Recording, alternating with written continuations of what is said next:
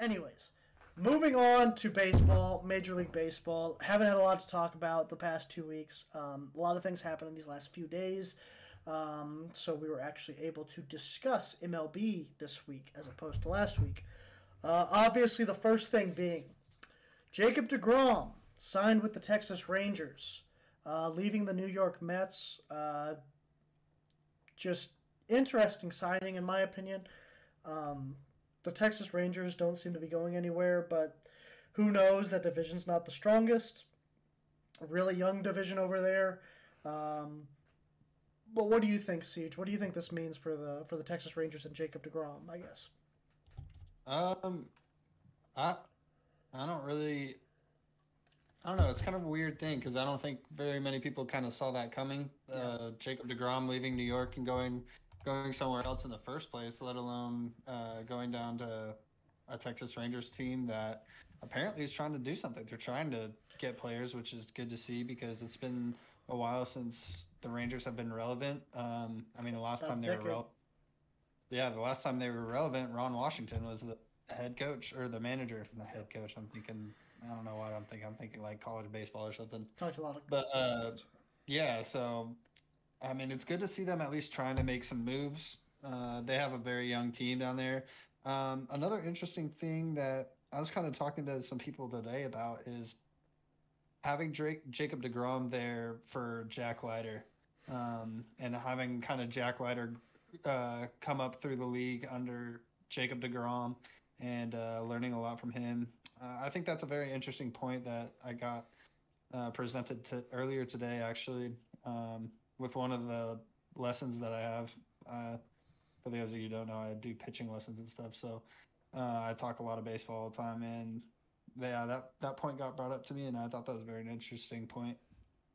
Yeah, I mean, I definitely think with the signing of Corey Seager last season and then now the signing of Jacob DeGrom this season, it's pretty apparent that the Texas Rangers are trying to build something down there in Arlington. And like I alluded to earlier, that division in the NL West, or the AL West isn't the strongest. I mean, you got the Astros over there who's been dominating it for the last like 5 years or so. But the Mariners are young. The Angels have been a dumpster fire for who knows how long. And the Athletics are just you never know with the Athletics. They're going to be terrible one year and then they're going to be playoff team the next year. So they're always a team to look out for, but they're never a consistent like playoff contender. So I'm not surprised, I guess, like I said earlier, that the Rangers signed him. I'm a, I'm a little questioning though. Like, does it really make a difference? I don't know. Obviously, you still got that good team down in Houston with the Astros, the Mariners. Even though they're young, they are on the come up. Um, I just don't know if it was the best use of Texas's assets. I guess I feel like they could have signed a couple of good guys as opposed to one stellar ace. But then again, every playoff team needs an ace. So maybe I'll end up looking stupid at the end of this next baseball season, for doubting them. But it'll definitely be interesting to see what happens with that. And then And go ahead. I think the Rangers have a lot of faith in their farm system too. I mean, they Yeah. have what's the catcher's name that's just hitting absolute nukes. He's coming up. He started playing at the end of last year, um, for the MLB team. Texas. I forget what his name is right now. I want to say it's like Sam something. I don't know. Maybe I'm making that up, but Jonah Nathan Heim. no, that's not him. It's a Hmm, different guy. different guy. Uh, but they have a lot of faith in their farm system. So maybe in they drafted Jack Leiter too. So and I think Jack Leiter is going to be a real problem here within the next few years in the in the league. And I think maybe that it might have been a good use of their assets, bringing in a guy like Degrom to kind of show their young pitchers like, hey, this is what I do. This is what you guys could implement into your workout routines or whatever it may be. This is how I attack certain hitters. I mean, maybe that's a good use of their assets, not only for just um, right now, but also the future of where their organization is heading. Yeah, that's a really good point. I never really thought about that. I mean, you kind of saw that last year with the Kansas City Royals pitching staff, bringing in Zach Greinke as more of a mentor than anything. You Yeah. saw Brady Singer's game get better. You saw basically every other starting pitcher's game get better. Mainly Brady Singer and Daniel Lynch because they seemed to be like the two guys that really clung on to him and actually wanted to learn. So I think that'll be a real big indicator to see if it was worth the money or not. Is will those young pitchers be willing to learn from Jacob Degrom? Because speaking from experience as a young pitcher in college, I mean, I thought I had everything figured out, and then you get to that next level and you realize no, you don't. Yeah. So yeah, I definitely get what you're coming from with that. I think that Jacob Degrom definitely has a lot of knowledge that he can shed on those younger pitchers. It's just whether or not those younger pitchers are going to be willing to learn from him or not, or whether they think they're going to be they have everything figured out. Well, but then again, let's be honest here. We were at a Division II school, so True. we were like, oh, we got it. Yeah, yeah. This is Jacob Degrom we're talking about. I mean, Right. he's by far. I mean, I Right. mean maybe not by far, but he's the best pitcher that I've ever seen with my Yeah. own eyes. Yeah, I mean it's a lot different. So It's a lot different having Jacob Degrom come up and criticize you as opposed to a college coach coming up and criticize you. Like that's Jacob Degrom. That's the greatest pitcher in baseball right now. So right, yeah, I get what you mean for that. But moving on from Degrom and moving on to the person who's supposed to replace Degrom, Justin Verlander signs with the Mets, joins up with his buddy Max Scherzer again. Do you think that's going to end up well for New York, or do you think that's going to end up just blowing up in their face? And with them ending up with them maybe not missing the playoffs, but definitely not making it as far as they thought they would with that 1-2 punch in the starting rotation. Yeah. So I don't really understand this signing either. I mean, Yeah, how old is Verlander's got? 40 Is he like something. 40? it's 40 Yeah. something. I mean, he's old. I'm not sure too much of the contract details or anything like that, but for a team to be willing to let go of a guy like DeGrom, who's considered one of the best talents of our generation, and go sign a 40-year-old that, I mean, he probably doesn't have much shelf life left, Like right? I mean, 2 or 3 at most, right? right, and so I don't really understand that. Maybe they're trying to think in the future. They're like, oh, this guy's a little bit older. Maybe we can get the same stats that we got out of DeGrom, possibly, and maybe he stays a little bit healthier, just because he's been doing it for so long and has pretty much stayed healthy. I mean, I would say most of his career. Maybe he hangs on for the next couple of years, and they're like, okay, his contract's going to end here. That frees up a bunch of money for us to go pursue players in the future, as opposed to wasting money on this guy that has a history of getting hurt almost every year in DeGrom. So I don't know. It's an interesting kind of take on things, but I'm thinking they're thinking a few years in the future, and like this will free up some money in the future. But I don't know. Yeah. I mean, I was shocked when I saw it because I mean, obviously we got the Degrom news first.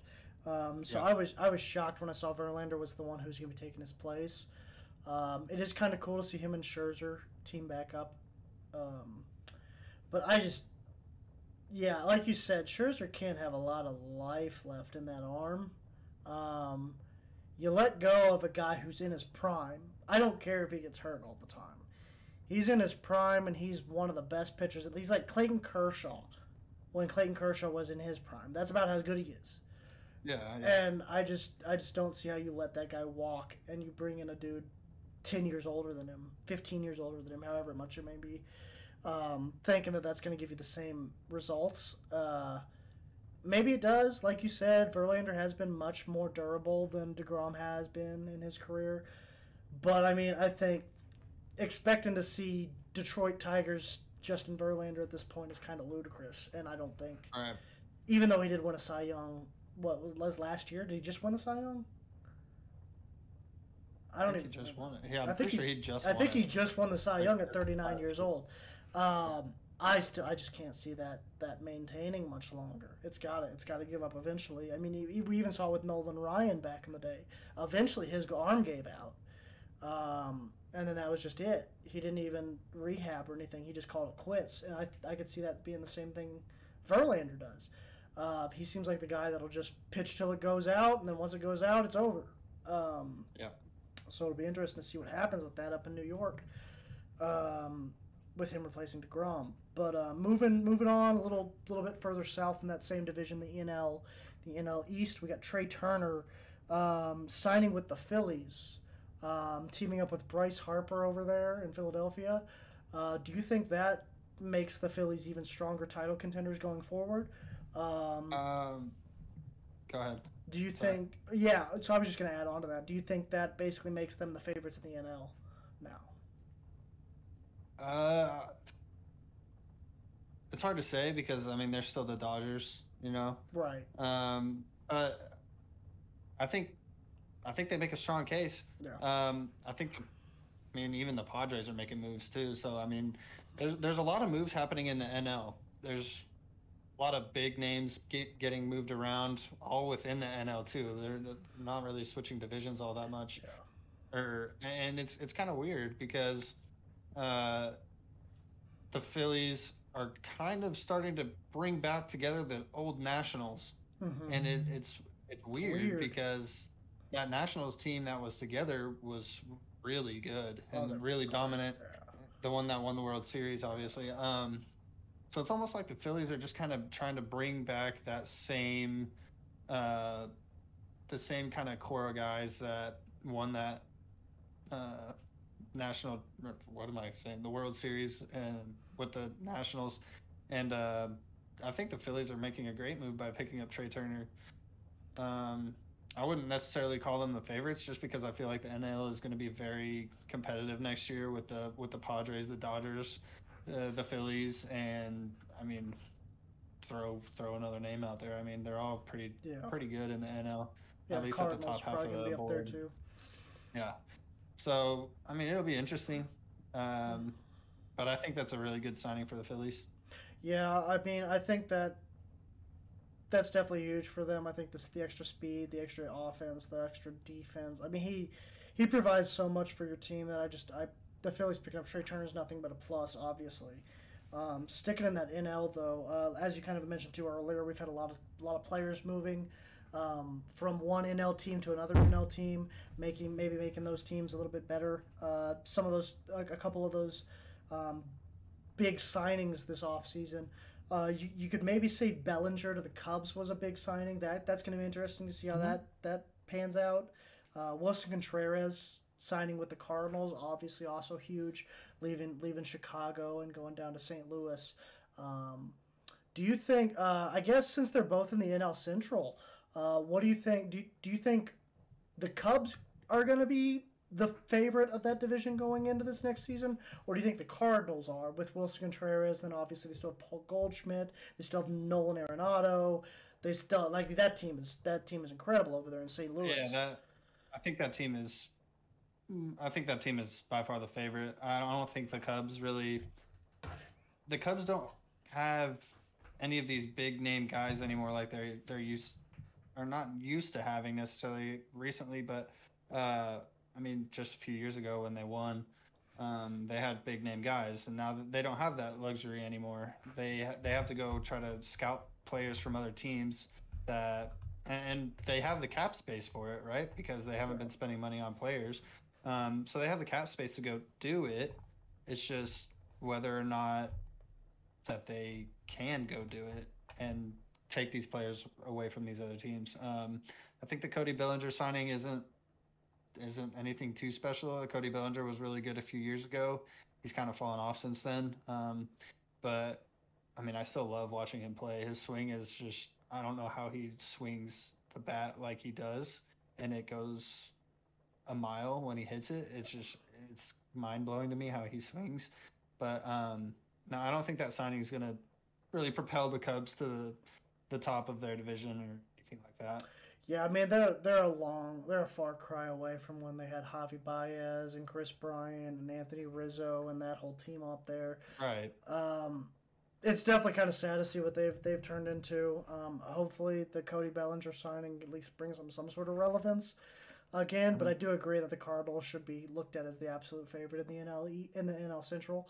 That team is just stacked with names. Like, it doesn't even matter who you're talking. Like, I mean, just every single position has a big name playing for the Cardinals, and it's just ridiculous to see the roster they've been able to put together through essentially just free agency. Most of the guys they've gotten are either free agency or trades, and it's just crazy to see. I mean, even you're losing Albert Pujols, Yadier Molina, and Adam Wainwright. They're all three retiring at the same time this past year, but I mean, let's be honest, it's not like Wainwright and Pujols were winning you a lot of games anyways. They were just kind of feel-good stories, and Yachty was at the end. Yeah, Pujols was raking that's true. That is true. He had been juicing, right? Like, no way. But no, I mean, probably not. I'd like to say he wasn't, so I'm going to say he was not juicing. He was clean. But yeah, it'll be interesting. I think the Cardinals will probably come out of the division as the winner. I don't think it's really going to be much of a competition for them. Maybe the Brewers are honestly better competition than the Cubs are. We'll see. But moving on from the NL, we haven't talked a lot of AL. Aaron Judge sticking with the Yankees. Big surprise. I believe John Heyman tweeted out yesterday that he had signed with the Giants and then retracted that like 7 minutes later. That was a big meme on social media this last day or day and a half. But what do you think the Judge? What do you think about Judge sticking with the Yankees? Do you think that was the right move? Do you think he should have went somewhere else? What are you thinking with that? I don't think he should have. I think he made the best decision. Granted, the Yankees, I don't even know how to describe them because they're always so good until they get to the playoffs, and then they just are terrible, to say the least. Yeah. I mean, they had the worst batting average in the playoffs last year. Somehow they made it through a series and won a series, but and then they got donkey kicked, but that's besides the point. I mean, I'm a Red Sox fan, so I like to see it. But I think he made the best decision for himself. I mean, the Yankees are always going to be good. They're never going to be terrible like the Red Sox are right now. They have all the money in the world. They can literally go buy whoever they want whenever they want. And it speaks a testament to the Yankees organization to fork up the money that they did for Aaron Judge to keep him in a Yankee uniform. Yeah, and we alluded to this earlier before we started recording, but a Red Sox fan saying a 78-win season is bad to a Royals fan is kind of disrespectful. Okay. We would kill for a 78-win season right now, so just like to put that out there. Well, 78 wins doesn't cut it when you play in the best division in baseball. That is true. Your division is stacked. So. That is stacked. But and now the Orioles are coming out of nowhere, so it's even harder. Yeah. Like 78 wins. Being the last team in your division with 78 wins, I wish the Royals could do that. But anyways.